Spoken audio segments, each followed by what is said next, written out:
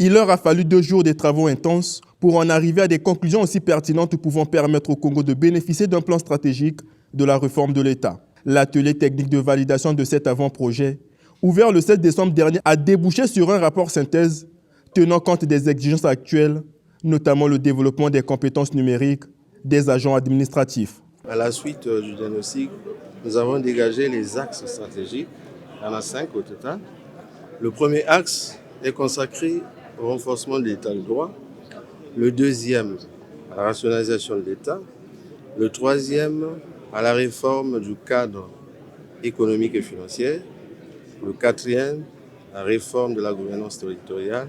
Et enfin, le cinquième, sur la promotion de l'administration électronique. Donc, au cours de cet atelier, nous nous sommes retrouvés une fois de plus avec nos partenaires techniques et financiers, avec les représentants de la société civile, les représentants des administrations, les représentants des patronats, pour voir ensemble ce que nous avons pu formaliser. S'il y a eu des choses, on a ajusté. Effectivement, au cours de ces travaux, nous avons recueilli effectivement des actions qui nous permettront, sinon des propositions qui nous permettront de réajuster certains programmes. Ces travaux ont été une réussite grâce à l'appui technique et financier de la Banque mondiale qui accompagne le Congo par le biais du PRISP, projet des réformes intégrées du secteur public, organisé par le ministère en charge de la réforme de l'État. Cet atelier technique qui se referme ce vendredi 16 décembre a été une occasion pour le ministre de tutelle d'exprimer l'engagement du gouvernement à transcrire dans les faits les conclusions prises par les parties prenantes. Le plan stratégique de la réforme de l'État est un plan multisectoriel. Nous l'avons noté.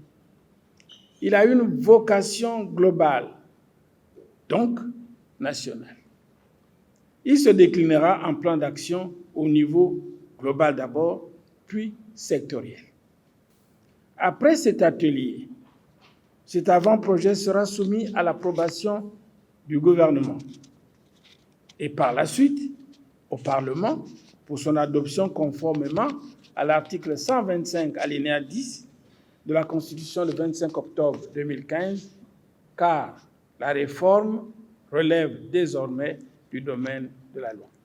Aboutir à des conclusions pour la mise en place d'un plan stratégique de la réforme de l'État, c'est une chose, mais les appliquer en est une autre. La responsabilité à présent au gouvernement de la République et au Parlement d'en donner vie pour le développement administratif et financier du Congo.